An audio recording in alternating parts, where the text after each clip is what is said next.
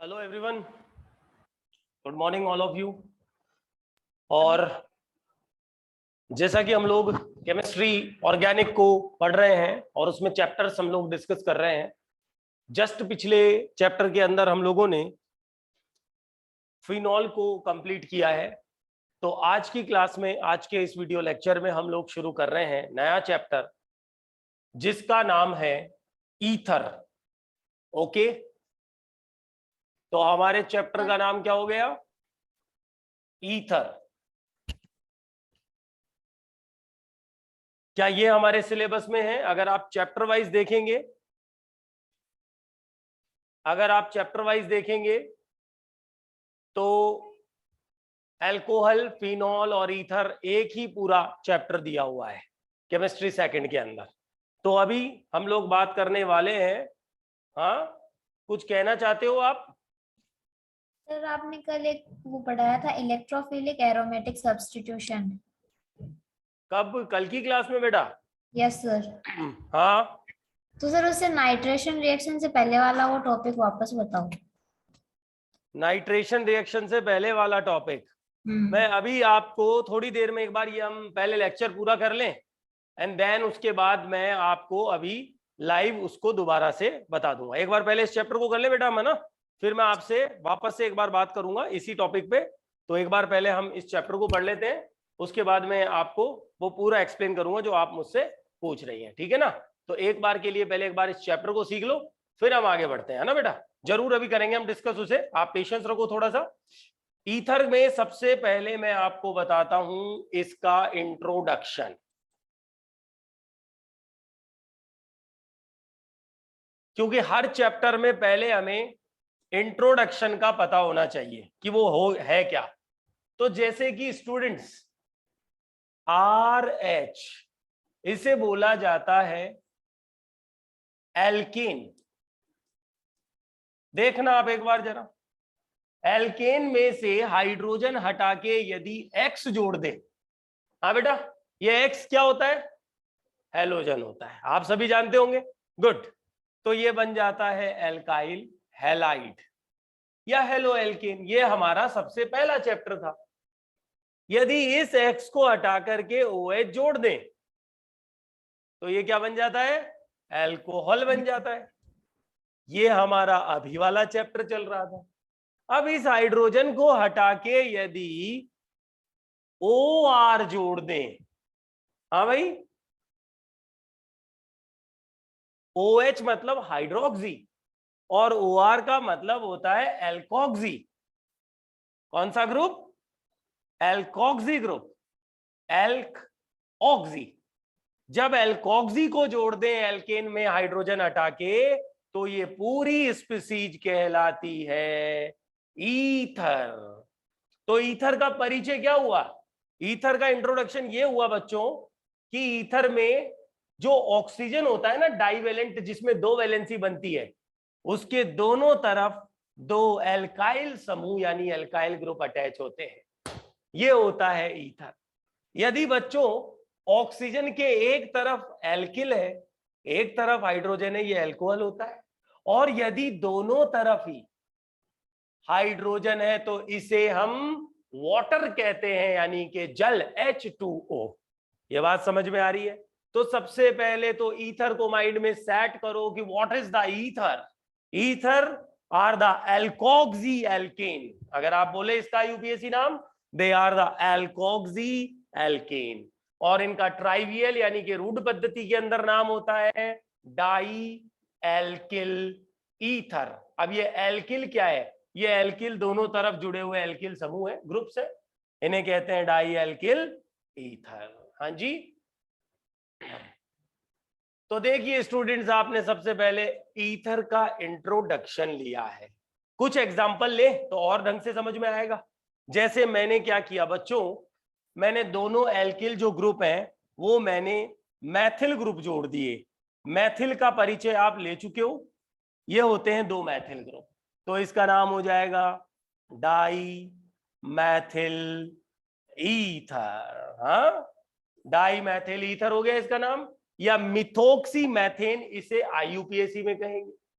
तो अब आपको IUPAC ट्राइवियल वो नॉमेनक्लेचर वाले शुरू के 2 वीडियो मैं कई बार बोल चुका हूं लेक्चर में, आप उन दोनों वीडियो को पहले ही देख लो ताकि सारे चैप्टर में आपको नामकरण अलग से नहीं पढ़ना पड़ेगा। नामकरण का सवाल अलग बनता है, नॉमेनक्लेचर का क्वेश्चन अलग बनता है, वो आप पहले ही तैयार कर लो ऑर्गेनिक केमिस्ट्री के अंदर। इसी तरह अगर मान लो 2 एथिल ग्रुप जोड़ दें, इथाइल भी कहते हैं C2H5, तो ये होगा die ethyl ether. Very very important ether बच्चों, डाई इथाइल ईथर सबसे ज्यादा काम में लिया जाने वाला ईथर होता है। ये एक एनेस्थेटिक भी होता है, एनिस्थेटिक, एनेस्थेटिक निश्चेतक जो बेहोश करने के लिए काम में ली जाने वाली दवा होती है, हिंदी में से ही कहते हैं एनेस्थेटिक अनकॉन्शियसनेस। हाँ, निश्चेतक बेहोश करने के लिए, जैसे क्लोरोफॉर्म होता है वो भी एनेस्थेटिक होता है। याद करो, मैं आपको पिछले 2-3 लेक्चर पहले मैं आपसे शेयर कर चुका हूं क्लोरोफॉर्म के बारे में, पर क्लोरोफॉर्म को आजकल बंद कर दिया काम में लेना, उसकी जगह आजकल डाइथाइल ईथर बहुत बढ़िया काम कर रहा है। और आजकल और दूसरे एनेस्थेटिक और आ गए। केमिस्ट्री सेकंड में, 12th क्लास की केमिस्ट्री सेकंड में लास्ट चैप्टर हम लोग पढ़ेंगे केमिस्ट्री इन एवरीडे लाइफ, कि हमारी जो डेली लाइफ में यूज में ली जाने वाली केमिस्ट्री, उसमें हम बहुत सारी दवाइयां देखेंगे, ड्रग्स देखेंगे, उसके अंदर हम बहुत सारे अलग तरह की केमिकल्स पढ़ेंगे फूड में, और भी चीजें हम पढ़ेंगे डेली लाइफ वाली। तो कहने का मतलब ये हो गया है कि ये एक एनेस्थेटिक होता है डाइथाइल ईथर, इसके अलावा ये सॉल्वेंट की तरह भी बहुत काम आता है रिएक्शंस के अंदर। तो शुरुआत में ही मैंने इसके, क्योंकि सबसे ज्यादा काम आने वाला ईथर यही है, ईथर में जो सबसे ज्यादा काम आने वाला मेंबर वो डाइथाइल ईथर है। और डाइथाइल ईथर मैं एक बार आपको एग्जांपल में बता चुका हूं। अच्छा देखो, ये जो ईथर है इनके अंदर दोनों एल्किल ग्रुप सिमिलर हैं, इसे हम बोलते हैं सिमेट्रिक ईथर। क्या कहते हैं इस तरह की ईथर को हम बच्चों? सिमेट्रिक ईथर, मतलब दोनों तरफ समान ग्रुप है, सेम ग्रुप है। यदि दोनों तरफ अलग अलग ग्रुप्स जोड़ दें, फॉर एग्जांपल एक तरफ हमने मैथिल जोड़ दिया ऑक्सीजन के और एक तरफ हमने एथिल जोड़ दिया, तो फिर हम अल्फाबेटिक ऑर्डर में लिखेंगे ethyl Maithil ether. Is it clear? Ethyl या इथाइल मिथाइल ईथर इसे बोला जाएगा। आपको समझ में आ रहा होगा। मैं आपको बता दूं कि ईथर जो है वो समावयवता यानी आइसोमेरिज्म में भी पढ़ा जाता है।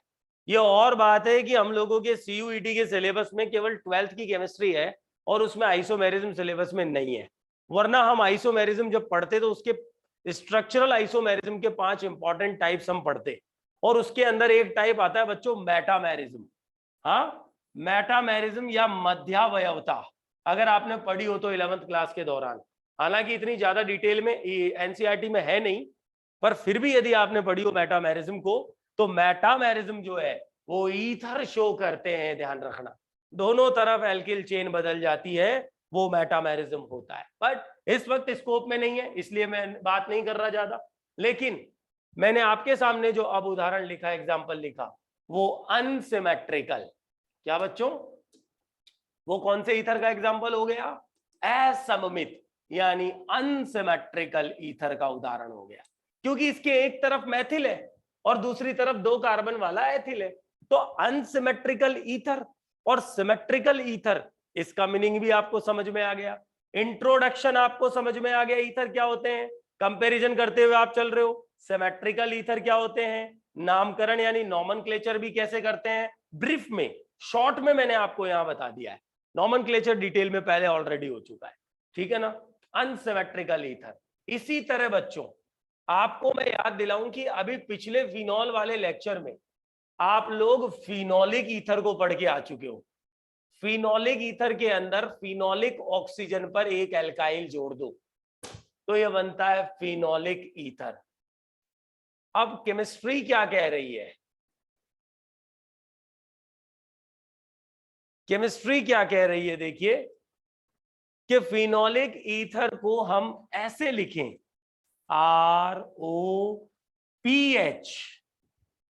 या फिर ROAR, एराइलॉक्सी ग्रुप। एराइल AR मतलब एरोमेटिक रिंग है, एक तरफ एल्काइल ग्रुप है, एक तरफ एरोमेटिक रिंग आ गई, चाहे पीएच लिखे चाहे AR लिखे।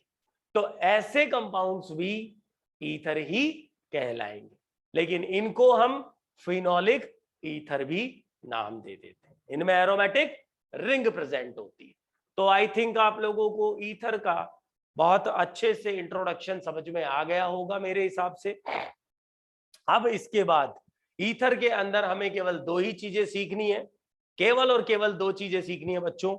एक हमें पढ़नी है ईथर को कैसे बनाया जाता है यानी प्रिपरेशन, और दूसरा हमें सीखना है ईथर की केमिकल प्रॉपर्टीज यानी कि रासायनिक अभिक्रियाएं, केमिकल रिएक्शंस। मैं आपको लेके चलता हूं इसके इंपॉर्टेंट पहले प्रिपरेशंस पे, यानी कि प्रिपरेशन ऑफ ईथर।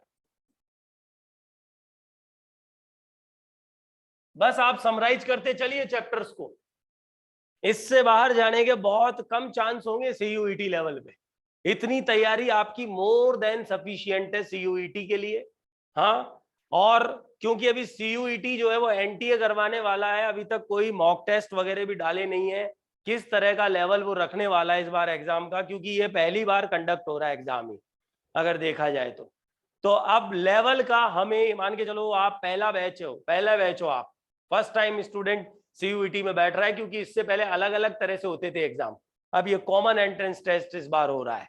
तो बच्चों कुल मिला के, और ना कोई अभी कोई टेस्ट पेपर बीच में डाले थे मॉक टेस्ट फिर हटा दिए, तो कहने का मतलब ये है कि अपने पास एक केवल जनरल आइडिया है कि 12th बेसिस के हिसाब से चलना है, और बाकी जब हम एग्जाम में एक्सपीरियंस लेंगे, जब हम बैठेंगे तो ही हमें पता चलेगा कि कैसा सवाल आने वाला है। लेकिन जो पुराने सालों के एक्सपीरियंस है वो ये कहते हैं कि सीयूईटी या सीयू सेट एग्जाम जो होती थी, इसके अंदर बेसिकली 11th 12th लेवल चलता है। अब 11th को उन्होंने सिलेबस में डाला ही नहीं है, तो हमें केवल 12th पढ़ के चलनी है। 12th में हमें एनसीईआरटी की लाइन टू लाइन कवर करके चलनी है कॉम्पिटिटिव अप्रोच के साथ, साथ में उसकी जो एक्टिविटी वाले सवाल है उन तक को हमें अप्रोच करके चलना होगा, तब तक हम जाकर के सीयूईटी में आराम से सरवाइव कर पाएंगे एग्जाम के अंदर। तो इसी तरह से हम लोग बच्चों यहाँ पर चल रहे हैं। प्रिपरेशन ऑफ ईथर में देखो मैं आपको बता दूं कि दो मेथड है, और दो में से एक ही सबसे इंपॉर्टेंट है, जो मैं ऑलरेडी एक बार आपके सामने पिछले वीडियो में नाम ले चुका हूं, Williamson ether synthesis.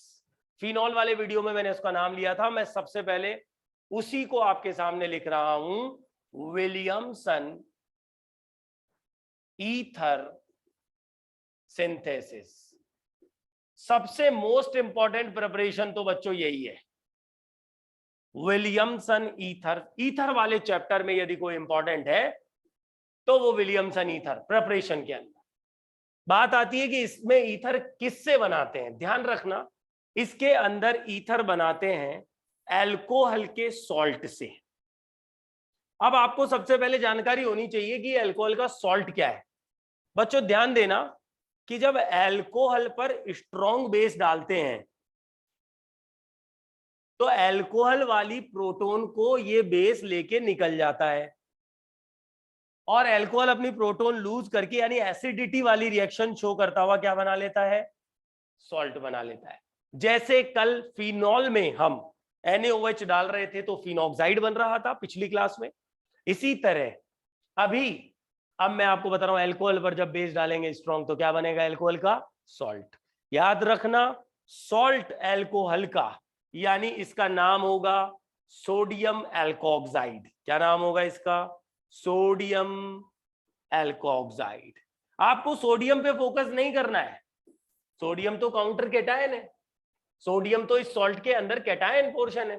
Cation portion बदल सकता है, मेटल पोटेशियम भी हो सकता है, मेटल लिथियम भी लिया जा सकता है, किसी और तरह का मेटल भी हो सकता है। हमें रिक्वायरमेंट है इस एल्कोक्साइड RO- की। RO- is a nucleophilic portion, और इसकी रिएक्शन करवाई जाती है एल्किल हैलाइड से। किससे बच्चों, एल्किल हैलाइड या हेलो एल्केन से। तो चलो ये एल्काइल हैलाइड वाले चैप्टर की एक और रिएक्शन फिर आपके सामने आ गई। हाँ, होता क्या है, बैक साइड से ये न्यूक्लियोफाइल अटैक करता है और आगे से ये लिविंग ग्रुप X निकल जाता है। जब ऐसा होता है तो ROR, जरा ध्यान देना, RO पहले से था, O माइनस ने अटैक किया, X को निकाल दिया, ये क्या बन गया, ईथर बन गया। हाँ बेटा, समझ में आया क्या, ये ईथर बन गया है। हाँ जी, ओके। नाउ इसके अलावा जो मेटल था ना, वो X माइनस के साथ सॉल्ट बना के निकल जाएगा, को प्रोडक्ट ये बनेगा साथ में। चलो, ये इतनी केमिस्ट्री तो समझ में आ रही है। अब आप इस चीज पे फोकस करो कि क्या इस तरह की मैकेनिज्म को हम जानते हैं। तो मैं आपको बता दूं कि एल्काइल एलाइड के रेस्पेक्ट में अगर आप बात करो, तो एल्काइल एलाइड के रेस्पेक्ट में ये न्यूक्लियोफिलिक सब्स्टिट्यूशन हो रहा है, SN, न्यूक्लियोफिलिक सब्स्टिट्यूशन, क्योंकि X निकल रहा है और ये न्यूक्लियोफाइल अटैक कर रहा है, और इस मैकेनिज्म में ये बैक साइड से अटैक करता हुआ इसे फ्रंट से निकाल देता है। इस मैकेनिज्म को बोला जाता है bimolecular nucleophilic substitution, SN2। Williamson ether की सिंथेसिस की मैकेनिज्म का नाम SN2 है, फर्स्ट ऑफ ऑल।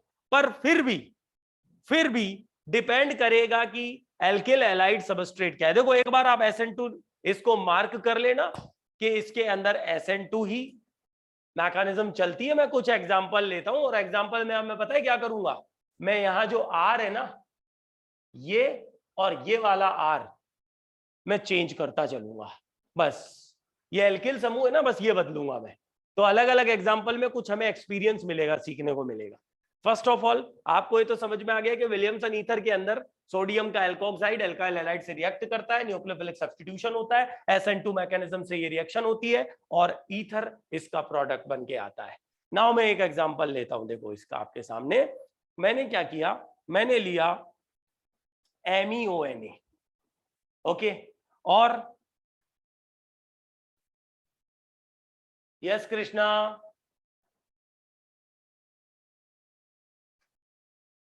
यस, आप कुछ पूछना चाह रहे हो कृष्णा? हैंड राइज किया आपने, कुछ पूछना है? MEONA, और इसके साथ मैंने ले लिया बच्चों इथाइल ब्रोमाइड। तो अब देखो ना, एल्किल हैलाइड में मैंने एल्किल ग्रुप ले लिया एथिल, और एलोजन कौन सा ले लिया। केस को पहचानना पड़ेगा एग्जाम में, जब कंप्लीट द फॉलोइंग रिएक्शन का केस आएगा और 4 ऑप्शन मिलेंगे। केस को पहचानना पड़ेगा कि ये एल्किल हैलाइड दिया हुआ है, ये एल्कोक्साइड दिया हुआ है, और ऐसे केस के अंदर हमें SN2 करानी होती है। तो क्या मिलेगा, हमें मिल जाएगा इथाइल मिथाइल ईथर। चेक कर लो इसे आराम से आप, ये इस केस का प्रोडक्ट बन गया। आराम से चेक करो इस केस को, कोई टेंशन वाली बात नहीं है। बिल्कुल बिल्कुल आदित्य, गुड गुड अप्रोच। सीखते चलो इसी तरह से। एक और केस लेते हैं, एक और केस लेते हैं। ये देखना, सबसे बड़ी विशेषता ये है विलियमसन ईथर सिंथेसिस की कि लार्जर ग्रुप भी ले लो ना आप, बल्कि ग्रुप भी, तो ब्रांच वाले ईथर भी इस मेथड से बनाए जा सकते हैं। क्योंकि ये बल्कि ईथर के साथ में हमने ले लिया MEI, मिथाइल आयोडाइड। अब मिथाइल आयोडाइड हमारा एल्किल हैलाइड हो गया, और ये हमारा एल्कोक्साइड हो गया। ये अटैक, ये SN2, और ये इसका जो प्रोडक्ट आएगा उसमें आप इस टर्शरी ब्यूटोक्साइड को मिथाइल से जोड़ दो, ये ईथर बन जाएगा।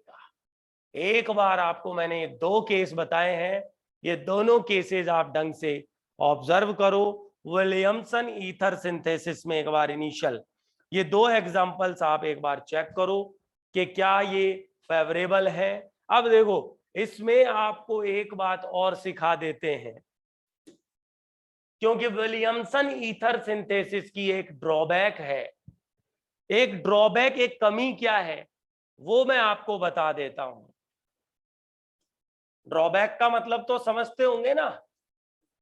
ड्रॉबैक मतलब उसकी लिमिटेशन, उसकी कमी। विलियमसन ईथर सिंथेसिस यदि सेकेंडरी या टर्शरी एल्काइल हैलाइड पे करवाएं, जैसे कि हमने ले लिया ये वाला टर्शरी ब्यूटिल ब्रोमाइड, तो मैंने आपको क्या सिखाया है बच्चों? देखो इधर ध्यान दो स्क्रीन पे। देखो मैंने आपको ये सिखाया कि एक होता है एल्कोक्साइड, ये एल्कोहल का सॉल्ट है, एल्कोहल से बनेगा। एक होता है एल्किल हैलाइड, इस पर ये न्यूक्लियोफिलिक अटैक करके सब्स्टिट्यूशन कर देता है। अब सबसे बड़ी बात ये देखो कि इसमें आप कोई सा भी एल्कोक्साइड ले लो, चाहे आप मिथॉक्साइड लो, चाहे आप टर्शरी ब्यूटॉक्साइड लो, इससे कोई फर्क नहीं पड़ रहा। फर्क पड़ेगा एल्किल हैलाइड के इस आर की नेचर पे। अगर एल्किल हैलाइड बच्चों 1 डिग्री है, जैसे कि ये था, प्राइमरी कहते हैं 1 डिग्री को, प्राथमिक है ना। और यदि एल्किल हैलाइड बिना डिग्री के लेस हिंडर्ड मिथाइल आयोडाइड है, तो इस तरह के एल्काइल हैलाइड पर विलियमसन ईथर बहुत आराम से होती है, सक्सेसफुली होती है, सक्सेसफुल है इस तरह के एल्काइल हैलाइड। लेकिन अगर ड्रॉबैक की बात करें, with 2 degree and 3 degree alkyl halides, ये ड्रॉबैक आ गई। एल्किल हैलाइड में है ड्रॉबैक, इसमें तो हमने 3 डिग्री लिया था, देखो अभी ये 3 डिग्री है, पर इससे कोई फर्क नहीं पड़ा, विलियमसन ईथर हो गई। लेकिन जब एल्किल हैलाइड पे 3 डिग्री लिया, तो बच्चों 2 डिग्री और 3 डिग्री के अंदर हिंड्रेंस बढ़ जाता है, रिपल्शन बढ़ जाता है। और अब इसके साथ में हमने लिख दिया, देखना मैंने ले लिया इसके साथ में C2H5ONA, या इसकी जगह छोटा सा मिथॉक्साइड ही ले लेते, कोई कुछ भी ले लो। ध्यान रखना अब ये न्यूक्लियोफाइल की तरह से इस कार्बन पे अटैक नहीं कर सकता, क्योंकि ये 3 डिग्री कार्बन है जिसके चारों तरफ बड़े बड़े ग्रुप जुड़े हुए हैं। आने वाले न्यूक्लियोफाइल को रिपल्शन फील होगा, इसलिए इस तरह के एल्किल हैलाइड पर विलियमसन ईथर फेल हो जाती है। तो फिर यहां दूसरी कंपटीशन रिएक्शन चलती है जिसका नाम है एलिमिनेशन, हिंदी में बोलते हैं विलोपन मैकेनिज्म होती है, E2। वो कैसे कि ये जो स्पीसीज आप लिख रहे हो, ये न्यूक्लियोफाइल तो है ही है, ये एक स्ट्रॉन्ग बेस भी है, दोनों की तरह काम आती है। जब न्यूक्लियोफाइल की तरह अटैक करना है कार्बन सेंटर पे तो कर रहा है, देखो, और जब बेस की तरह काम करना है तो देखो क्या करेगा, देखना ध्यान देना। इस हेलोजन की ये अल्फा और ये बीटा कार्बन है, बीटा हाइड्रोजन पर अटैक करता है, बेस है ना, बीटा एसिडिक प्रोटॉन पे अटैक करता है, ये बॉन्ड के इलेक्ट्रॉन छोड़ के यहां निकलती है और यहां से लिविंग ग्रुप चला जाता है। ये बीटा एलिमिनेशन, बीटा विलोपन 1,2 एलिमिनेशन कहलाती है रिएक्शन। और इसका मुख्य उत्पाद यानी मेजर प्रोडक्ट जो बन के आता है वो बनता है एक एल्कीन यानी आइसोब्यूटीन बनता है। इसके साथ क्या निकला, एथेनॉल निकला, और क्या निकला को प्रोडक्ट Na, और इसके साथ Br, ये 2 को प्रोडक्ट निकले और मेन प्रोडक्ट बना एक एल्कीन। और एल्कीन एल्काइल हैलाइड से बन रही है, इस रिएक्शन को बोलते हैं एलिमिनेशन यानी हिंदी में विलोपन, जिसकी मैकेनिज्म का नाम होता है E2। तो अब आपको दोनों कंपटीशन रिएक्शन को एक साथ याद रखना है। कंपटीशन रिएक्शन मतलब ये दोनों रिएक्शन एक साथ चलती हैं, विलियमसन ईथर भी हो सकता है और एलिमिनेशन भी हो सकता है। ये डिपेंड किस पे करेगा, केवल और केवल on the nature of the alkyl halide, इस पे डिपेंड करेगा। एल्काइल हैलाइड यदि नॉर्मल है मिथाइल आयोडाइड या 1 डिग्री है तो विलियमसन ईथर होगा, मेजर वही प्रोडक्ट आएगा ईथर। लेकिन अगर एल्काइल हैलाइड 2 डिग्री है और 3 डिग्री है जब तो कोई कहने की बात ही नहीं है। 3 डिग्री में तो विलियमसन ईथर होता ही नहीं है कभी, इसमें हमेशा एलिमिनेशन यानी कि एल्कीन मेजर प्रोडक्ट आ जाता है। आ रहा होगा समझ में आप लोगों को। विलियमसन ईथर जो है उसकी रिएक्शन हो गई, उसकी ड्रॉबैक हो गई। हाँ, यही केस हम, एक बार आप इसे ऑब्जर्व कर लो अच्छे से, ड्रॉबैक को भी ऑब्जर्व कर लीजिए स्टूडेंट्स। यही केस हम फिनोलिक ईथर बनाने में भी यूज में ले सकते हैं। कैसे लेंगे वो मैं आपको बता देता हूं। यही सेम केस हम फिनॉल पे अप्लाई कर देते हैं। विलियमसन ईथर फिनॉल पर मैंने आपको पिछले लेक्चर में ही बताई है। पहला स्टेप NaOH, एसिड बेस होगा, फिनॉल अपनी एसिडिक प्रोटॉन को लूज करेगा, सॉल्ट बनेगा, सोडियम फिनॉक्साइड बोलते हैं सॉल्ट को बच्चों। और सोडियम फिनॉक्साइड की रिएक्शन मैंने करा दी मिथाइल आयोडाइड से, तो क्या होगा, ये एज ए न्यूक्लियोफाइल अटैक करेगा। हाँ, याद आ गया होगा, हमने इस रिएक्शन को पढ़ा था। एनीसॉल बन रहा है इसका प्रोडक्ट,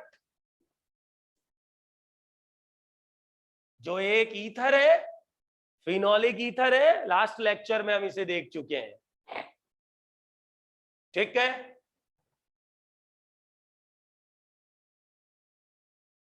आगे बढ़े, अब दूसरी रिएक्शन की तरफ चलें।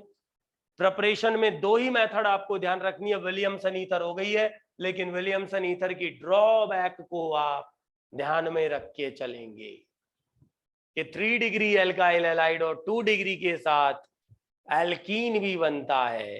देखो बच्चों, सोचने की बात है। मैंने आपको 1 डिग्री बता दिया, मैंने आपको मिथाइल आयोडाइड बता दिया। मिथाइल आयोडाइड की कोई डिग्री नहीं होती है बच्चों, इसको नॉर्मल मिथाइल आयोडाइड कहते हैं। 1 डिग्री ये होता है जिसमें एक कार्बन जुड़ा हुआ है, और 3 डिग्री ये होता है जिसमें 3 कार्बन जुड़े हुए हैं। तो 2 डिग्री रह गया ना। तो अब अगर सवाल बनता है तो ये बनता है कि सर कि सब 2 डिग्री एल्काइल हैलाइड के साथ यदि हम रिएक्शन करवाएं तो फिर क्या प्रोडक्ट आएगा, क्या विलियमसन ईथर होगी, क्या एलिमिनेशन होगा। तो याद रखना, ऐसे केस में जहां बीच का आपने सबस्ट्रेट ले लिया एवरेज 2 डिग्री, ना 3 डिग्री ना 1 डिग्री, तो ये बीच वाले सबस्ट्रेट में मिक्सचर ऑफ प्रोडक्ट आता है। विलियमसन ईथर भी हो जाएगा, बीटा एलिमिनेशन भी हो जाएगा, दोनों प्रोडक्ट बन जाएंगे। ऐसी रिएक्शन को कभी भी सक्सेसफुल नहीं मानते। क्यों? क्योंकि मिक्सचर ऑफ प्रोडक्ट बनते हैं, यील्ड कम आती है, क्वांटिटी कम आती है, और उनको पृथक करना, उनको सेपरेट करना भी बहुत मुश्किल काम हो जाता है एक्सपेरिमेंटली। तो 2 डिग्री के साथ दोनों प्रोडक्ट मिक्सचर ऑफ विलियमसन भी, एलिमिनेशन। 3 डिग्री के साथ कोई विलियमसन नहीं, एल्कीन ओनली। 1 डिग्री और इसके साथ ओनली विलियमसन, ये याद रखना। तो वो 2 डिग्री वाला सवाल एग्जामिनर भी नहीं पूछता, फिर वो या तो इसको पूछेगा या फिर वो इसको पूछेगा, जो सक्सेसफुल है ना, ये ध्यान रखना। चलिए आगे बढ़ते हैं और आपको सिखाते हैं next second method of preparation.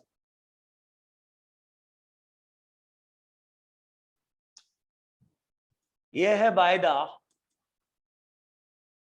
Dehydration of alcohol.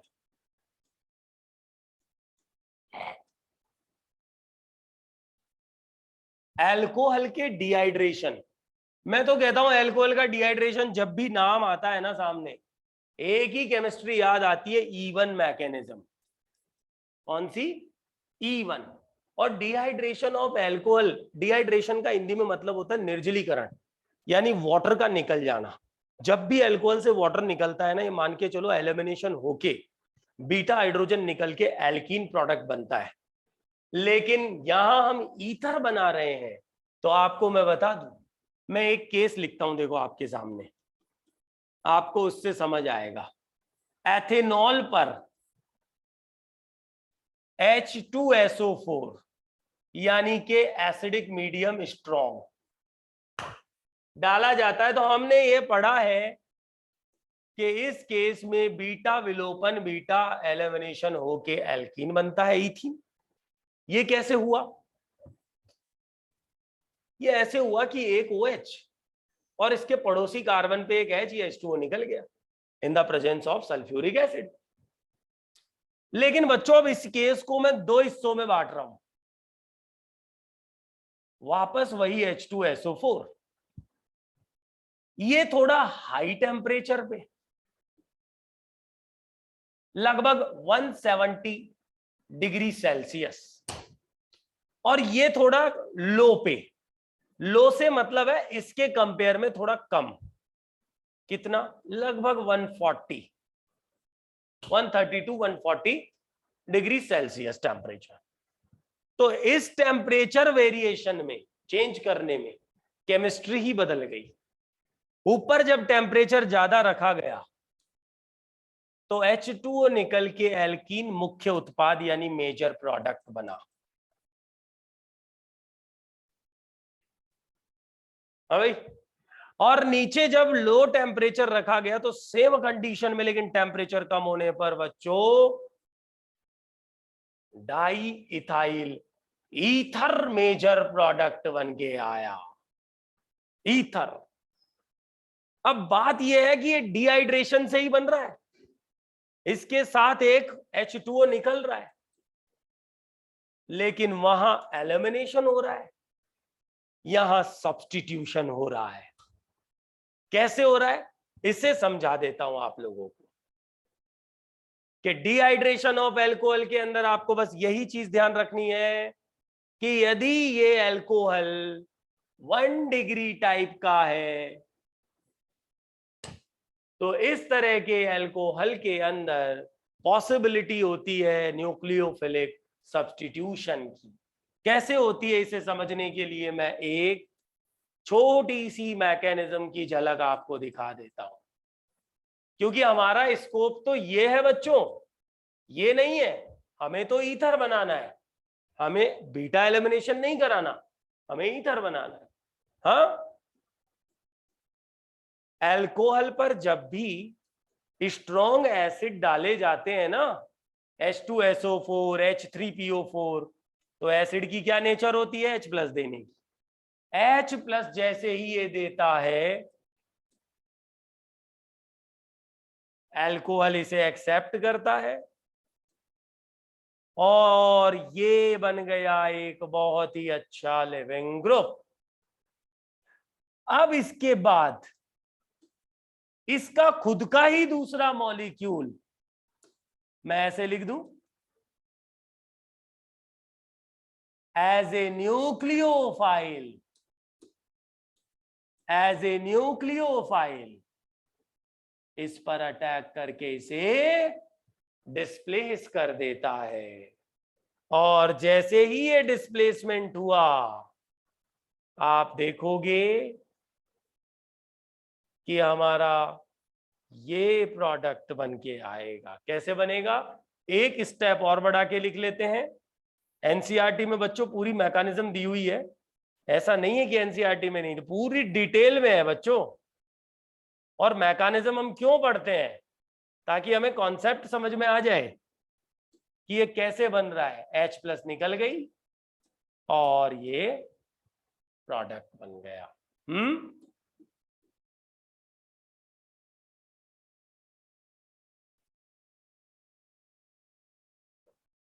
बताइए स्टूडेंट्स, यहां तक कोई दिक्कत? डिहाइड्रेशन ऑफ एल्कोहल वैसे मेनली इवन मैकेनिज्म के लिए जाना जाता है, हाँ, लेकिन इस तरह के केस में जब टेम्परेचर लो कर दें तो समटाइम ईथर भी इससे बन के आता है। मैं तो कहता हूं आप इस एथेनॉल वाले इस एक केस को याद रख लेना, बस छोड़ो बाकी झंझट, क्योंकि इसमें ये टेम्परेचर का इफेक्ट। अगर गलती से भी आपके सामने 3 डिग्री एल्कोहल आ जाए तब तो कोई दो राय नहीं है, इस 3 डिग्री एल्कोहल का dehydration always takes place by the E one mechanism which gives alkene as the major product। ये हम ऑलरेडी एल्कोहल वाले चैप्टर में पढ़ चुके हैं, देखो जरा उठा के नोट्स देखो, हाँ वीडियो देखो एल्कोहल वाला। एल्कोहल के अंदर डिहाइड्रेशन ऑफ एल्कोहल हम ऑलरेडी पढ़ चुके हैं। 3 डिग्री के लिए तो कोई दो राय नहीं है, 3 डिग्री एल्कोहल तो हमेशा इवन एलिमिनेशन से एल्कीन बनाएगा। तो फिर ईथर के लिए ईथर के लिए 1 डिग्री टाइप का अल्कोहल सुटेबल है। तो बच्चों देखो, पहली बात तो मैंने आपको ये बोल दिया था कि dehydration of alcohol is not a good method, ये अच्छा मेथड नहीं है, क्योंकि इसका को प्रोडक्ट क्या बन रहा है, एल्कीन बन रहा है। आपको केवल एक केस ध्यान रखना है एथेनॉल वाला, बस ये टेम्परेचर के साथ इसको याद रख लेना, क्योंकि 170 पर एल्कीन है और 140 पर ईथर है। लेकिन जो इंपॉर्टेंट मेथड था वो तो पीछे निकल गया, विलियमसन ईथर के नाम से, क्योंकि जहां जब भी अपने को ईथर बनाना होता है विलियमसन ईथर को यूज में लेते हैं। इसकी ड्रॉबैक कम है, पर इसके साथ जो ड्रॉबैक है वो आपको मैंने ऑलरेडी सिखा दी है। यहां पर विलियमसन ईथर फेल हो जाती है, ठीक है ना। आपका काम इतना सा है कि डेली जो लेक्चर आपको पढ़ा दिया रिकॉर्डेड फॉर्म में, वो आपको ऐप पर अवेलेबल है, यूट्यूब चैनल पे अवेलेबल है ना। प्लस आपको सारे पीपीटी नोट्स वगैरह सब आपको प्रोवाइड होंगे पीडीएफ की फॉर्म में। जितने भी रजिस्टर्ड कैंडिडेट्स हैं जिनका रजिस्ट्रेशन हो चुका है, फीस डिपॉजिट हो जाएगी, सारे पीडीएफ नोट्स आपको प्रोवाइड होंगे। पीडीएफ नोट्स को आप आराम से रीड आउट करोगे। तो आपको रिवीजन बहुत जरूरी है बच्चों करना साथ के साथ। और जिन कैंडिडेट्स ने पुराने वीडियो नहीं देखे हैं उनको पुराने वीडियो भी साथ के साथ अब देख के चलने पड़ेंगे, तो तब जाकर के आप कोई लेवल पे आओगे। अच्छा, प्लस इसके अलावा मेरी कल पंकज सर से बात हो रही थी, पंकज डूडी सर जो है आपके फिजिक्स वाले, उनसे मेरी कल बात हो रही थी। तो उन्होंने मुझे ये कहा है कि बच्चों आप लोगों को पीसीआई के ऐप पर, पॉलीगन के ऐप पर जो है पुराने वीडियोस भी मिलेंगे 12th और 11th के। आपको 12th के पुराने वीडियो मिल जाएंगे, सारे केमिस्ट्री के भी मिल जाएंगे। मेरी कल पंकज सर से बात हुई है तो उन्होंने यही बोला कि आप पुराने वीडियो जो डाले हुए हैं दूसरे फैकल्टी वाले जो भी डाले हुए हैं, अगर आप उनको भी देखो तो उनको देखने के बाद आप जब ये लाइव क्लास लोगे तो और बेटर आपको समझ में आएगा उससे। पर यदि आप उनको नहीं देख पा रहे हो कोई बात नहीं, लेकिन एटलीस्ट कम से कम जो आपको डेली पढ़ा रहा हूं मैं, या फिजिक्स वाले सर या मैथमेटिक्स या बायो वाले, आपको इतना तो करना पड़ेगा कि आपको तीनों सब्जेक्ट को साथ में डेली टू डेली रिवाइज करना है। अगर आपने रिवीजन नहीं किया डेली टू डेली तो ये क्लास लेने का मतलब बेकार हो जाएगा सारा का सारा। इसलिए आप साथ के साथ लेक्चर को दोबारा रिवाइज कर लिया करो घर पे, है ना। पूरे मैटर को एक बार समराइज कर लिया करो, ठीक है बच्चों। ये बातचीत हो गई हम लोगों की डिहाइड्रेशन वाले मेथड की। और अब आपको ले चलते हैं इसके बाद सीधे, देखो अगला टॉपिक हमारा क्या है, फिजिकल प्रॉपर्टी। पर मैं इसको कह रहा हूं आप इसको, मैं इसको हेडिंग लिख चुका हूं, लेकिन इसमें हमें लिखना कुछ नहीं होता। कारण बताऊं कि ईथर की सारी फिजिकल प्रॉपर्टी ऑलमोस्ट हम देख चुके हैं। कैसे देख चुके हैं कि इसकी मेन प्रॉपर्टी है बॉइलिंग पॉइंट। और मैं बॉइलिंग पॉइंट के लिए आपको एक ही बात कह चुका हूं अल्कोहल वाले चैप्टर में, कि अल्कोहल वाले चैप्टर में जो मैंने आपको बॉइलिंग पॉइंट का ऑर्डर बताया, सबसे ज्यादा अल्कोहल का, उससे कम कार्बोनाइल एल्डिहाइड कीटोन का, उससे कम ईथर का, और उससे कम एल्केन का। ये ईथर वहां आ चुका है। एल्केनों से ज्यादा बॉइलिंग पॉइंट ईथर का होता है, लेकिन कार्बोनाइल्स और अल्कोहल्स से कम होता है। पर शर्त यह है कि इनका molecular mass number of carbon बराबर होने चाहिए। कल को पता चला इधर आपने 5 कार्बन की एल्केन ले ली और इधर आपने 3 ही कार्बन 2 कार्बन वाला ईथर ले रहे हो, उनका थोड़ी कंपैरिजन कर पाओगे। मॉलिक्यूलर मास कंपेरेबल होना चाहिए आपस में, तब आप कंपेयर करो ईथर किस रैंक पे चल रहा है। इस ऑर्डर में मैंने हेलो एल्केन को तो नहीं लिखा। ऐसा क्यों भाई, हेलो एल्केन के साथ ऐसी नाइंसाफी क्यों कर दी? बाकी सारे लिख दिए, हेलो एल्केन ने क्या बिगाड़ा था अपना? हेलो एल्केन यहां भी जा सकता है, हेलो एल्केन के कुछ केस में वो यहां भी जा सकता है। उसका कारण पता है क्या बच्चों? इसमें हेलो बदलता है। हेलो मतलब हेलोजन। हेलोजन क्लोरीन भी हो सकता है, ब्रोमीन भी हो सकता है, आयोडीन भी हो सकता है। मॉलिक्यूलर मास बदल जाता है, बॉइलिंग पॉइंट बढ़ जाता है। मॉलिक्यूलर मास कम होता है, बॉइलिंग पॉइंट घट जाता है। तो इसलिए हेलो एल्केन में एक रेगुलर ऑर्डर नहीं चलता, वो कई बार पीछे भी रह जाता है, वो कई बार आगे भी। लेकिन इतना कह सकते हो कि वो अल्कोहल से पीछे है, अल्कोहलों से कंपेरेबल मॉलिक्यूलर मास में वो पीछे है। लेकिन इनमें आप कंपेयर नहीं कर सकते, क्योंकि यहां एक ऑर्डर नहीं आएगा एक्चुअल। इसलिए एलो एल्केन को नहीं लिया बच्चों। हाँ, लेकिन इन चारों का कंपैरिजन अल्कोहल वाले चैप्टर कंफर्म मान के चलो, यहां से एक क्वेश्चन फिक्स है, आता है बॉइलिंग पॉइंट का सवाल एग्जाम में। फिजिकल प्रॉपर्टी का यदि सवाल बनता है एक, तो वो बॉइलिंग पॉइंट का बनता ही बनता है। दूसरा सवाल फिजिकल प्रॉपर्टी का बनता है तो वो एसिडिटी का बनता है। फिनॉल की एसिडिटी मैंने आपको पढ़ा दी। अगला चैप्टर जब हमारा एनिलीन आएगा तो आपको मैं बताऊंगा इसकी बेसिसिटी, यहां से आता है। कार्बोक्सिलिक अम्लों की एसिडिटी से आता है। फिजिकल प्रॉपर्टी से जो सवाल कॉमन है वो ये है बच्चों। ईथर की फिजिकल प्रॉपर्टी आप सीख चुके हो ऑलरेडी। ईथर का बॉइलिंग पॉइंट एल्केनो से ज्यादा होता है और कार्बोनाइल और अल्कोहलों से कम होता है। अल्कोहल वाले वीडियो को पूरा ढंग से चेक कर लेना। फिजिकल प्रॉपर्टी वहां ज्यादा बेटर समझा रखा है मैंने, क्या कारण है, क्या रीजन है, इंटरमोलिकुलर फोर्सेस वगैरह सब। क्या ईथर पोलर है? हाँ, मेरा सवाल क्या है आपसे, क्या ईथर पोलर है या नॉन पोलर है? ईथर ये होते हैं और एल्केन ये होती है। पोलरिटी का मतलब समझते हो क्या? Dipole moment. तो बच्चों कार्बन ऑक्सीजन की इलेक्ट्रॉन नेगेटिविटी का डिफरेंस तो है ही ना, और इस डिफरेंस की वजह से ईथर में पोलरिटी तो है ही, पर ईथर लेस पोलर होते हैं, वेरी लेस पोलर, और इसीलिए इनको हम नॉन पोलर सॉल्वेंट्स में काउंट करते हैं।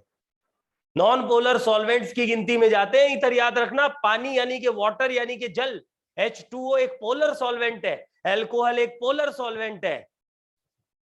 आदित्य पोलर है ईथर, लेकिन हम कहते हैं लेस पोलर है, लेस पोलरिटी है इनके साथ में, और इनकी लेस पोलरिटी की वजह से ही इनका डाइपोल मोमेंट कम है, और इसी वजह से ये नॉन पोलर सॉल्वेंट में गिने जाते हैं। आप इनको नॉन पोलर नहीं कह सकते, लेकिन सॉल्वेंट के तौर पर जब इनका ड्राई इलेक्ट्रिक कांस्टेंट निकाला जाता है, नॉन पोलर सॉल्वेंट होते हैं।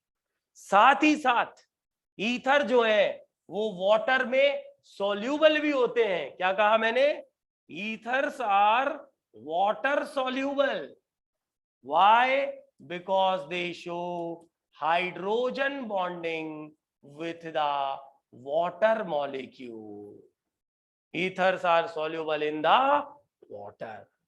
तो फिजिकल प्रॉपर्टी में एक तो बॉइलिंग पॉइंट, दूसरा इनकी मेन सॉल्युबिलिटी होती है। वाटर में ये सॉल्युबल है, ये ध्यान रखना। क्लियर? इससे ज्यादा हमें फिजिकल प्रॉपर्टी पे ध्यान नहीं देना है क्योंकि वो स्कोप में नहीं है। लेकिन अब चर्चा कर लेते हैं ईथर की केमिकल रिएक्शंस की। 1 मिनट में पानी पी लेता हूं, फिर मैं केमिकल रिएक्शन शुरू करूंगा बेटा।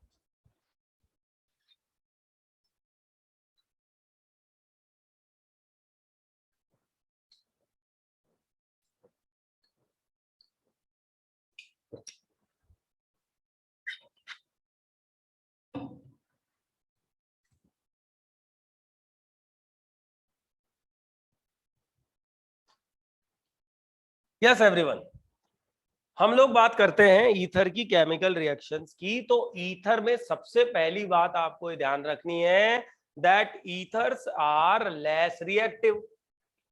ये बहुत लेस रिएक्टिव फंक्शनल ग्रुप है। Ether are less reactive, less reactive functional group, मतलब और फंक्शनल ग्रुप की तुलना में इनकी रिएक्टिविटी बहुत कम है। जैसे एल्केन सबसे लीस्ट होते हैं, पैराफिन कहते हैं एल्केनों को, उसी तरह ईथर की रिएक्टिविटी। उसका कारण क्या है? ईथर में जो कार्बन ऑक्सीजन बॉन्ड है that will not easily cleaved by any reagent. ना ये कोई अच्छा लिविंग ग्रुप है, ये बॉन्ड एनर्जी, डिसोसिएशन एनर्जी भी ज्यादा है, सीओ बॉन्ड स्ट्रॉन्ग बॉन्ड है। तो कई सारे फैक्टर इसे लेस रिएक्टिव बनाते हैं। तो फिर इसकी रिएक्शंस कम है। 2 मेजर रिएक्शंस आप लोगों को सिखानी है। उसमें पहली जो इंपॉर्टेंट रिएक्शन है वो मैं लिखता हूं, रिएक्शन विद HX, हाइड्रोजन हैलाइडो के साथ रिएक्शन। इस रिएक्शन में बेसिकली हम देखेंगे CO bond cleavage, CO bond cleavage reaction. क्या देखेंगे हम? CO bond cleavage reaction. क्या होता है देखिएगा कि जब ईथर की रिएक्शन हाइड्रोजन हैलाइड से करवाते हैं HX से, कोई पहली बार तो हम पढ़ नहीं रहे HX को, X यहाँ हेलोजन है, HI HCl HBr कुछ भी लिया जा सकता है ना, सही बात है। और ये बहुत अच्छे एसिड होते हैं। जब ईथर की रिएक्शन इन स्ट्रॉन्ग एसिड से करवाई जाती है तो बच्चों ध्यान देना, एक बनता है एल्काइल हैलाइड, मतलब ये बॉन्ड क्लीवेज हो गया, एक तरफ RX निकल गया और एक तरफ बन गया एल्कोहल। तो एक तो मिलता है एल्कोहल और एक मिलता है एल्काइल हैलाइड। सबसे बड़ी बात यह है कि इस रिएक्शन के लिए HX की रिएक्टिविटी का जो ऑर्डर आता है वो बिल्कुल इनकी एसिडिटी पे निर्भर करता है। स्ट्रॉन्ग एसिड HI सबसे ज्यादा क्रियाशील रिएक्टिव, HBr उससे कम और HCl उससे भी। ये मैंने क्या बताया, रिएक्टिविटी ऑर्डर। और रिएक्टिविटी ऑर्डर में जो सबसे आगे है, जो चैंपियन है, वो सबसे ज्यादा रिएक्टिव होगा HI। इसीलिए ईथर की जितनी भी रिएक्शंस हम देखेंगे ज्यादातर वो हाइड्रो आयोडिक एसिड से HI से देखी जाएगी। HI से जब रिएक्ट कराते हैं तो एक प्रोडक्ट बनता है एल्काइल आयोडाइड, X आयोडीन हो जाएगा, और दूसरा प्रोडक्ट बनता है एल्कोहल। बिल्कुल सही बात है, कोई दो राय नहीं है इसमें, बिल्कुल सही है। ओके, अब देखो इसमें मैं एक एग्जांपल लूंगा। पहले मैंने क्या किया, मैंने लिया डाईइथाइल ईथर। अच्छा, पहले इससे पहले डाईइथाइल ईथर लेने से पहले मैं इसकी आपको छोटी सी एक मैकेनिज्म की झलक भी दिखा देता हूं, ताकि आप लोगों को ये समझ में आ जाए कि ये कैसे बॉन्ड क्लीवेज हो रहा है।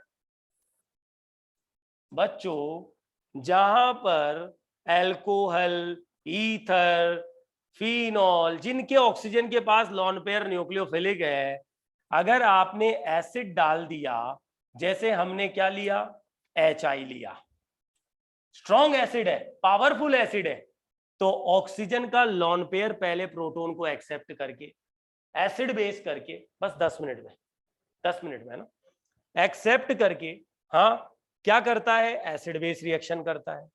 और एसिड बेस रिएक्शन होते ही इसमें कन्वर्ट हो जाता है। ठीक है, इसमें कन्वर्ट हो गया, और उसके बाद क्या बच गया, रिमेनिंग पोर्शन, आयोडीन माइनस बच गया। Iodine is a good nucleophile. Iodine जितना अच्छा लिविंग ग्रुप है ना, उतना ही अच्छा न्यूक्लियोफाइल भी है बच्चों। It is a good nucleophile as well as good leaving group. यहां ये एक न्यूक्लियोफाइल की तरह बिहेव कर रहा है, यहां से ये अटैक और ये लीव कर गया। अब ये अटैक इस तरफ भी हो सकता था तो ये लीव कर जाता। जब दोनों तरफ अल्काइल ग्रुप सिमिलर है तो कहीं भी अटैक करा दो, एक तरफ बन जाएगा अल्काइल आयोडाइड और दूसरी तरफ बन जाएगा एल्कोहल, जैसा कि ऊपर हम बना रहे थे। मैकेनिज्म में एक ही चीज तो ध्यान रखी कि भाई ऑक्सीजन के लॉन पेयर ने पहले प्रोटॉन एक्सेप्ट किया और उसके बाद बैक साइड से आयोडीन ने SN2 मैकेनिज्म कर दी। लेकिन केस का मजा तब है जब अनसिमेट्रिकल ईथर ले ले, दोनों तरफ अलग अलग ग्रुप, एक तरफ मिथाइल लगा दिया, दूसरी तरफ इथाइल लगा दिया, और अब इस पर डाल दिया HI। ध्यान देना, इस पर जब HI डाला तो सबसे पहला स्टेप क्या होगा, प्रोटॉन को कौन एक्सेप्ट करेगा, लॉन पेयर। तो चलो हमने ये एक्सेप्ट करवा दिया और हम यहां तक पहुंच गए। यहां तक तो मेरे ख्याल में पीछे की मैकेनिज्म है वैसी की वैसी चल रही है, आपको समझ में आ गया होगा। लेकिन इसके बाद आयोडीन जो था वो उस साइड से अटैक करेगा जो लेस हिंडर्ड साइड है। कहां से, अटैक फ्रॉम लेस हिंडर्ड। अब ये लेस हिंडर्ड को हिंदी में क्या कहते हैं, इसे कहते हैं कम प्रतिस्थापी। कम हिंडर्ड का मतलब है जहां बाधा कम हो, जहां पर हिंड्रेंस कम हो, जहां आसानी से अटैक हो जाए न्यूक्लियोफाइल का। जरा देखना, इस वाले कार्बन पे यदि अटैक होता तो ये 1 डिग्री कार्बन था, जिस पर एक पहले से मैथिल ग्रुप है, इस पर रिपल्शन थोड़ा ज्यादा था कंपेरेटिवली इस मिथाइल के। ये बात समझ में आई क्या? ये लेस हिंडर्ड वाला कंसेप्ट। आयोडीन का साइज बड़ा है, ये इस साइड से मेजर अटैक करता है, तो एल्कोहल बनता है एथेनॉल, और एल्काइल आयोडाइड जो बना है वो बना है मिथाइल आयोडाइड।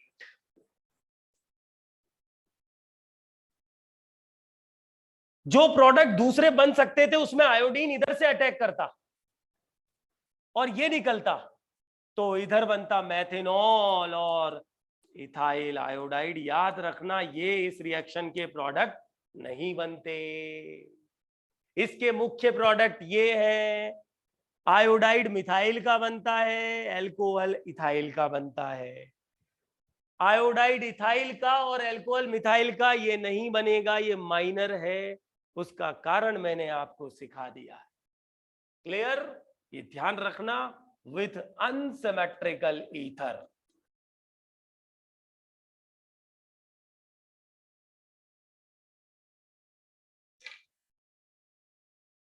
एक बार होल्ड करना बेटा।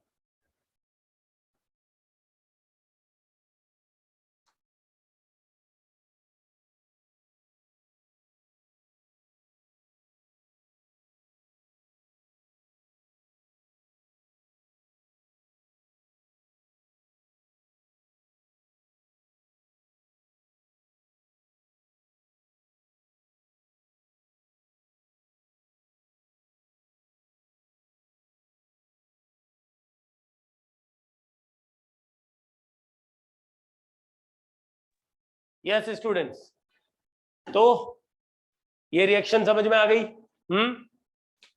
अब देखो, अब क्या किया नेक्स्ट केस में, हमने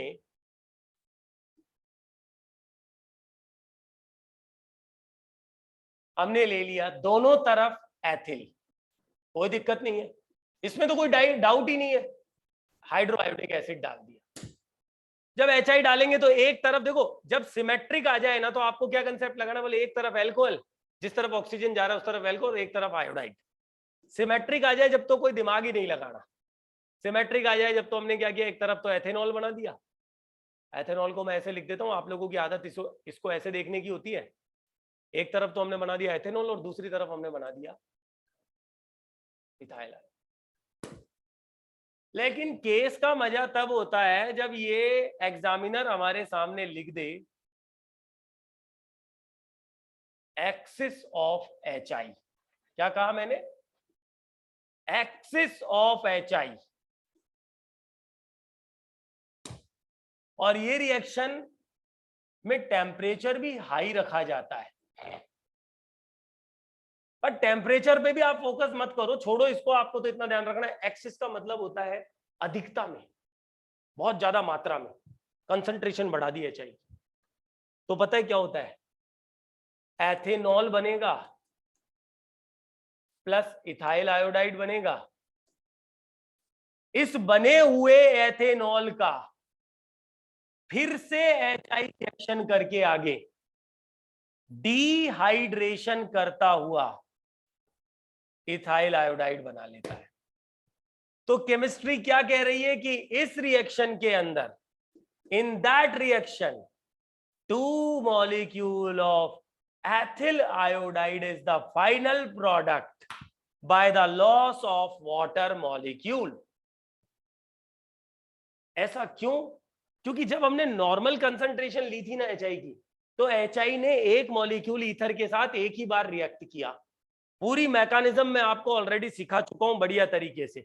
जब ये एक बार रिएक्ट करा ईथर पे, एक बार प्रोटॉन सप्लाई हुई, आयोडीन का अटैक हुआ, एक एल्काइल आयोडाइड बना और एक अल्कोहल बन के आ गया। तो एक बार अटैक में तो अल्कोहल बन गया और एक एल्काइल आयोडाइड बन गया।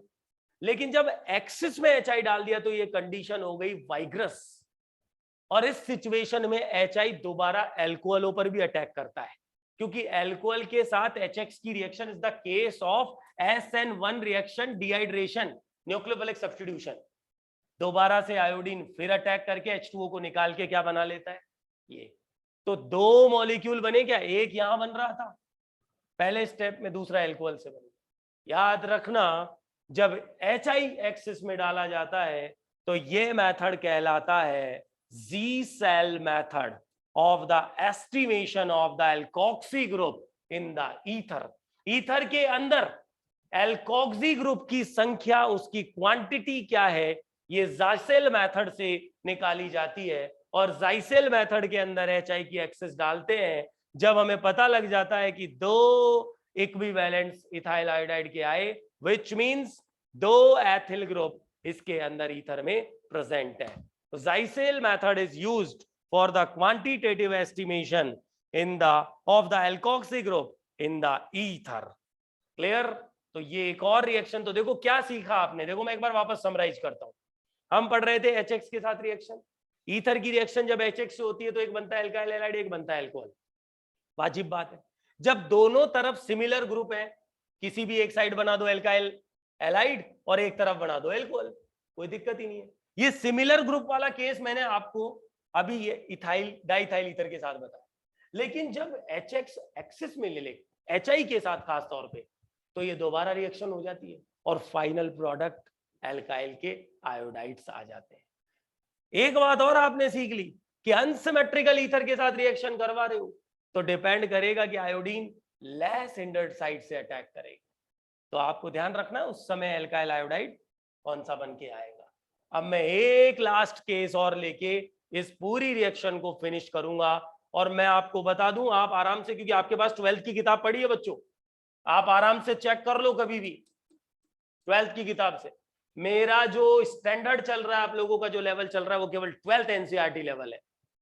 उसमें बस थोड़ी सी कॉम्पिटिटिव अप्रोच में इंसर्ट कर देता हूं, थोड़े बहुत मैं सोलोमन फ्राइल्स के केस आपके साथ ले लेता हूं जो मेरी एक्सपीरियंस में है, नॉलेज में है। जो IIT JEE की बहुत बेहतरीन किताब है ऑर्गेनिक केमिस्ट्री की, मैं उसके थोड़े बहुत कॉन्सेप्ट आपके सामने और इंसर्ट कर देता हूं। बस ये मसाला तड़का मिलाया और केमिस्ट्री बढ़िया बन जाती है हम लोगों की, कंपटीशन अच्छा बन जाता है हम लोगों के लिए, है ना। तो बस ये थोड़ी सी अप्रोच हम बोले रहे, बाकी तो सारा लेवल हमारा NCERT चल रहा है, उसके बाहर हम जा ही नहीं रहे 1% ही। ये जो एग्जाम्पल ले रहा हूं मैं, ये बाकायदा NCERT में दिया हुआ है। अब इस एग्जाम्पल में क्या किया, इस एग्जाम्पल में हमने ये वाला ईथर ले लिया, रिएक्शन करवाई HI के साथ। ध्यान देना, HI के साथ रिएक्शन में पहला स्टेप आपको मैंने क्या सिखाया था,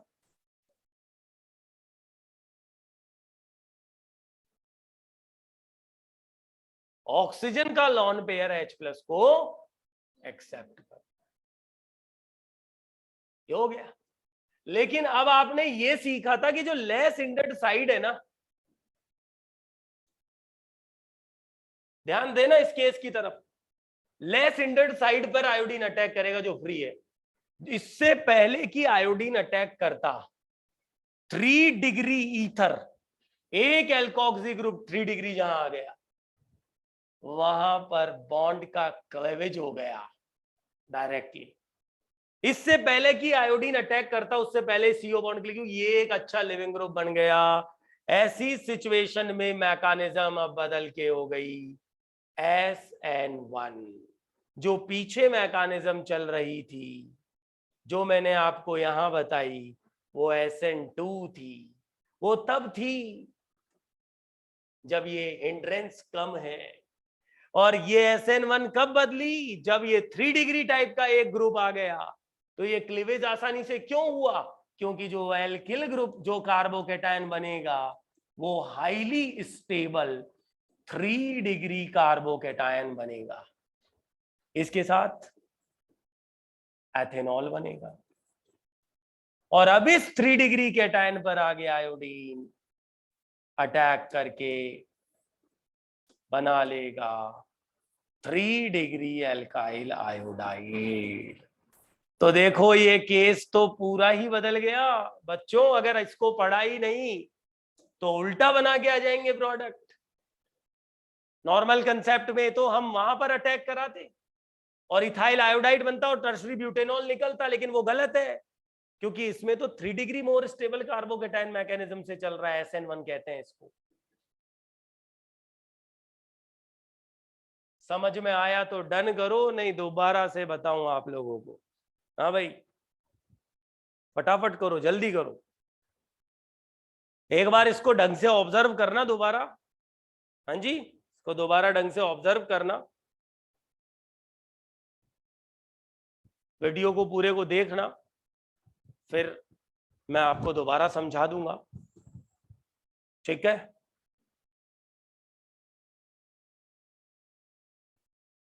क्लियर? तो चलो, ये हो गई है reaction with HI, reaction with HX। इसी रिएक्शन में मैं आपको बता दूं कि यदि हम एरोमेटिक ईथर ले लें लाइक दैट, तो एरोमेटिक ईथर के साथ हमेशा हमेशा यही बॉन्ड क्लीवेज होगा, कभी भी बिल्कुल सारे 3 डिग्री में यही चलने वाला है मामला। 3 डिग्री में कोई दोहराई नहीं है रिएक्शन विद HI के साथ आदित्य, लेकिन एरोमेटिक के साथ देखो ये वाला बॉन्ड कभी नहीं टूटेगा, क्योंकि इस बॉन्ड में रेजोनेंस की वजह से डबल बॉन्ड कैरेक्टर आ गए, ये स्ट्रॉन्ग बॉन्ड है sp2 कार्बन और ऑक्सीजन के बीच। तो कौन सा बॉन्ड टूटेगा हमेशा? ये वाला। और जब ये बॉन्ड क्लीवेज होगा तो एक तरफ बनेगा फिनॉल और दूसरी तरफ मिथाइल आयोडाइड, क्योंकि ये बॉन्ड तो टूट ही नहीं सकता कि आप आयोडोबेंजीन तो बना ही नहीं सकते, क्योंकि ये तो स्ट्रॉन्ग बॉन्ड है बिकॉज ऑफ रेजोनेंस। तो इस केस को भी आपको ध्यान में रखना था। लास्ट एग्जांपल, लास्ट रिएक्शन देखो, ये रिएक्शन तो सारी की सारी जो थी वो HX के साथ थी, और एक इकलौती बस यही रिएक्शन, बाकी मैंने पहले ही बोल दिया लेस रिएक्टिव फंक्शनल ग्रुप है। और आपने वाइग्रस कंडीशन डाली, स्ट्रॉन्ग एसिड डाले, सब्स्टिट्यूशन हो जाता है, प्रोडक्ट बन जाते हैं। उसकी वैरायटी ऑफ केसेस आपने देख लिए। जो लास्ट रिएक्शन है ना,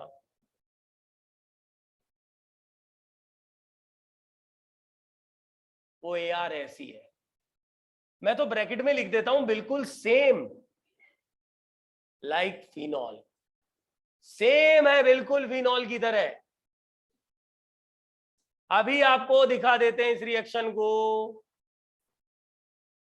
अरे एरोमेटिक फिनोलिक ईथर ले लिए और इस पर डाल दिया इलेक्ट्रोफाइल, Br2 डाला इन एसिटिक एसिड, नाइट्रेशन करवाया, सारी रिएक्शन बिल्कुल फिनॉल की तरह। बस जो फर्क आ रहा है ना, वो फर्क इतना सा है कि पैरा प्रोडक्ट मेजर आएगा बनके। एरोमेटिक रिंग पर अटैक करेंगे इलेक्ट्रोफाइल, और जैसे फिनॉल ऑर्थो पैरा डायरेक्टिंग था, वैसे ही ईथर भी ऑर्थो पैरा डायरेक्टिंग होता है, ऑर्थो और पैरा प्रोडक्ट बनेंगे। पहला केस ब्रोमिनेशन का है बच्चों, ऑर्थो और पैरा प्रोडक्ट बनेगा, लेकिन कौन सा वाला मेजर? Para major. नाइट्रेशन में भी कौन सा मेजर? Para major.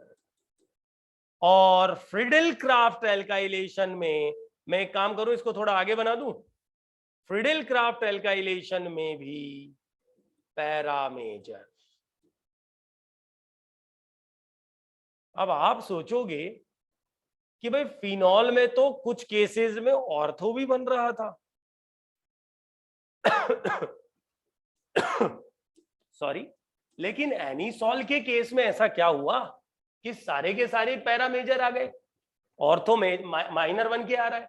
क्योंकि ईथर वाले केस में ये जो ग्रुप है OMe, ये OH से बड़ा ग्रुप है।